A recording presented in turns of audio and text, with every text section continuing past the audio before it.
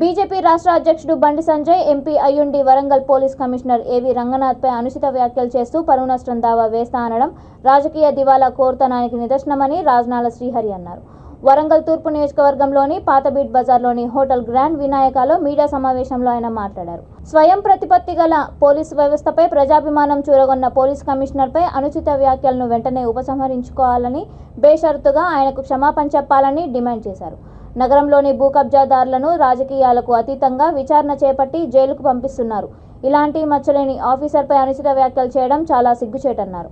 వరంగల్ ప్రజల అభిమానాన్ని చూరగొని ప్రజలు అభిమానంతో ఆయనకు పాలాభిషేకం చేస్తున్నారు.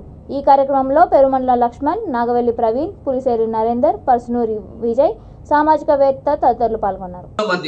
పేదలకు మరి న్యాయం చేసి గుండాలు, రౌడీలు, ల్యాండ్ గ్రాఫర్, చీటర్ గుండెల్లో రైలు పరిగెత్తించిన విషయం మరి వరంగల్ నగర ప్రజలందరికీ తెలిసిందే. మరి అదేగాక ఈరోజు వారు చేసే మంచి పనులకు మచ్చలేని అధికారిగా ఒక రాష్ట్ర వ్యాప్తంగా ఒక మంచి అధికారిగా గుర్తింపు తెచ్చుకునే వ్యక్తి మరి పెద్దలు ఏవి రంగనాథ్ గారు. వారికి ఎంతోమంది ప్రజలు మరి స్వచ్ఛందంగా వారి యొక్క చిత్రపటాలకు పాలాభిషేకాలు, పూలతో అభిషేకాలు, గుళ్ళల్లో, చర్చిలలో, మసీదులలో వారి మీద ప్రత్యేక పూజలు కూడా చేసే సందర్భాలు చాలా ఉన్నాయి. మరి అటువంటి మచ్చలేని అధికారి, నూటికో కోటికో ఒక్కరి విధంగా ఒక అధికారి మరి వరంగల్ నగరాన్ని, వరంగల్ రౌడీజాన్ని, వరంగల్ ల్యాండ్ గ్రాఫర్లను తరిమికొట్టడానికి వరంగల్ నగరాన్ని సుందరంగా రంగనాథ్ గారు ఇక్కడ చేసిన సేవలు ప్రజలు ఎవరు మర్చిపోలేరు.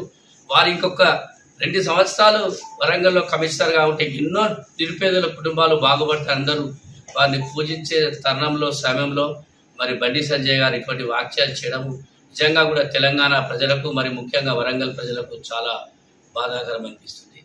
తక్షణమే వారు ఏవైతే మరి